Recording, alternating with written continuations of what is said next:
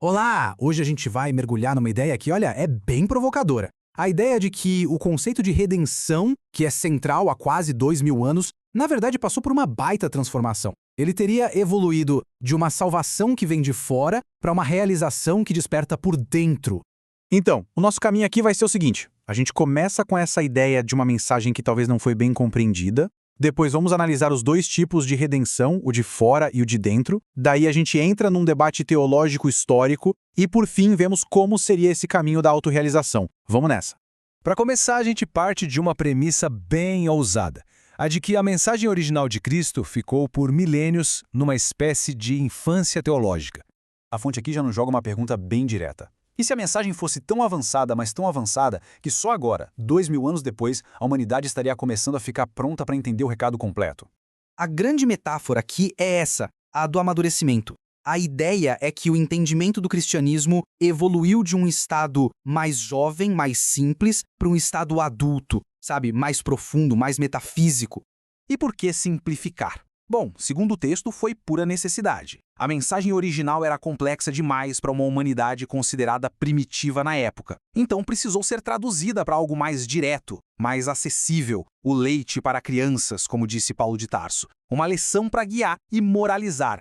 E é justamente aí que a gente chega no primeiro modelo de salvação, aquele que dominou essa fase mais infantil, a redenção que vem de uma fonte externa. A lógica aqui é bem simples, né? Se o problema vem de fora, a solução também tem que vir de fora.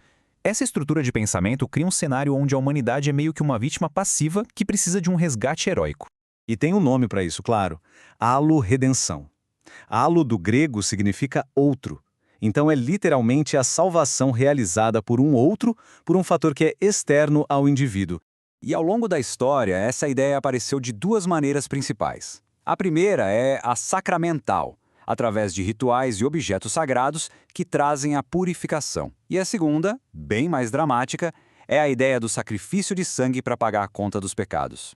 Olha, e essa citação de Tomás de Aquino, ela é muito forte, ela captura perfeitamente a dimensão infinita que era dada a esse ato de redenção. A crença era essa, o valor de um único sacrifício era tão grande, mas tão grande, que podia cobrir qualquer dívida de qualquer pessoa para todo sempre. E essa metáfora aqui ilustra tudo de forma brilhante. É como se fosse uma transação financeira cósmica. Deus é o credor, a humanidade é o devedor, que não tem como pagar, e aí vem Cristo e oferece o pagamento que quita a dívida de todo mundo. Ok, agora vamos virar o disco completamente. A gente vai olhar para outra perspectiva que a fonte chama de mensagem adulta. É uma visão radicalmente diferente. A redenção que não vem de fora, mas que brota de dentro. Aqui a coisa toda muda de figura. A salvação deixa de ser um evento externo, um resgate, e se torna um processo interno. É o despertar de uma consciência superior que, segundo essa visão, já existe dentro de cada ser humano. E o nome para isso, autorredenção. Auto de si mesmo. A salvação, nesse caso, é a pessoa realizar o potencial divino que ela já carrega dentro de si. Então, o ponto crucial aqui é o seguinte. Segundo essa interpretação, essa ideia não é nova. Na verdade, seria um resgate da mensagem original que acabou sendo encoberta por aquela versão mais pedagógica, mais externa da redenção. Mas, olha só que interessante. Essa tensão entre uma salvação que vem de fora e uma que vem de dentro não é uma discussão moderna. Longe disso, ela está no coração de um dos maiores debates da história do cristianismo. A diferença fundamental é essa aqui, ó. De um lado, a gente tem uma redenção passiva, onde algo é feito pela pessoa. Do outro, uma redenção ativa, onde algo desperta na pessoa. Lá pelos séculos IV e V, essa disputa pegou fogo com dois gigantes da teologia. Pelágio, que defendia o poder do ser humano de alcançar a salvação, e Agostinho, que batia na tecla de que a salvação só podia vir da graça de Deus, ou seja, um fator externo. E aqui vem uma sacada muito interessante da fonte.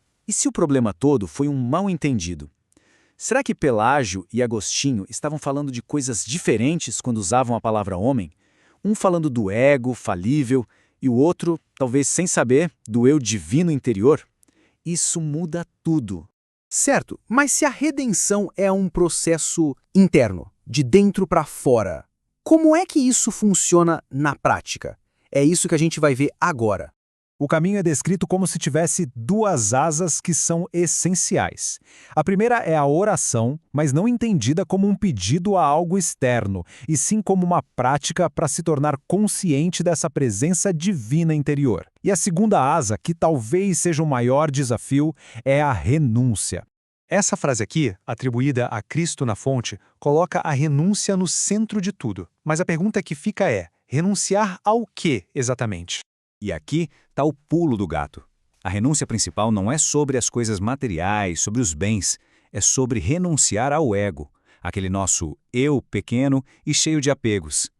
Uma vez que essa renúncia acontece lá dentro, o desapego das coisas aqui fora vira uma consequência natural, espontânea, e não um sacrifício doloroso. E para fechar, fica uma pergunta no ar. Será que a evolução espiritual é exatamente essa jornada? Sair da infância para a maturidade, deixar de seguir a lei do outro para finalmente descobrir e viver a partir da própria lei interna? Deixar de obedecer regras de fora para viver a partir da nossa própria centelha divina? Fica aí a reflexão.